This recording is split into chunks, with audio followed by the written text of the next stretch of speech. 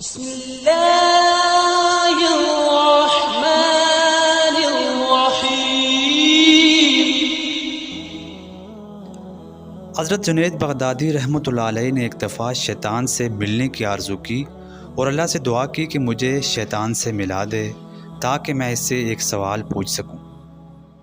چنانچہ آپ رحمۃ اللہ علیہ نماز پڑھ کر مسجد سے باہر آئے تو دیکھا کہ ایک بوڑھا آدمی آپ کے رستے میں کھڑا ہے۔ آپ نے اس سے پوچھا کہ کون ہو اور یہاں پر کیا کر رہے ہو؟ اس بوڑھے شخص نے جواب دیا کہ میں وہ ہوں جس سے آپ ملاقات کرنا چاہتے ہیں۔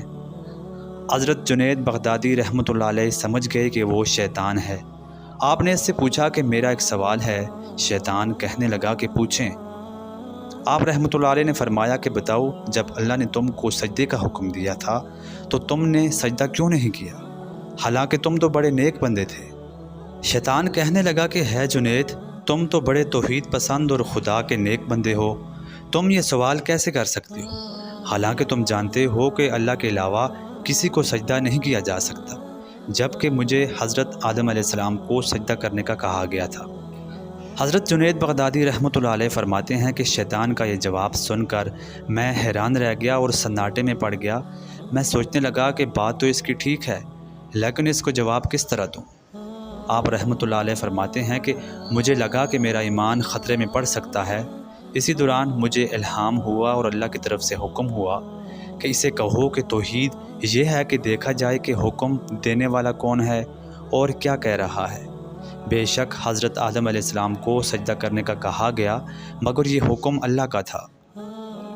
آپ رحمۃ اللہ علیہ فرماتے ہیں کہ اسی دوران مجھے ہوش آیا اور میں سمجھ گیا کہ شیطان کی طرف سے مجھے گمراہ کرنے کی کوشش ہے۔ میں نے شیطان کو اس کی بات کا جواب دیا کہ توحید تو یہی ہے کہ معبود کا ہر حکم مانا جائے، چاہے وہ کچھ بھی ہو۔ یقیناً شیطان ہر انسان کو اور خاص کر اللہ کے نیک بندوں کو گمراہ کرنے میں کسی بھی حد تک جا سکتا ہے، لیکن اللہ سبحانہ و تعالیٰ جس کو بچانا چاہے اسے کوئی بھی راہ راست سے نہیں ہٹا سکتا۔ آج کی ویڈیو میں اتنا ہی۔ مزید ایسی ہی اسلامک اور معلوماتی ویڈیو کے لیے ہمارے اس چینل کو سبسکرائب کریں۔ اللہ تعالی ہم سب کا حامی و ناصر ہو۔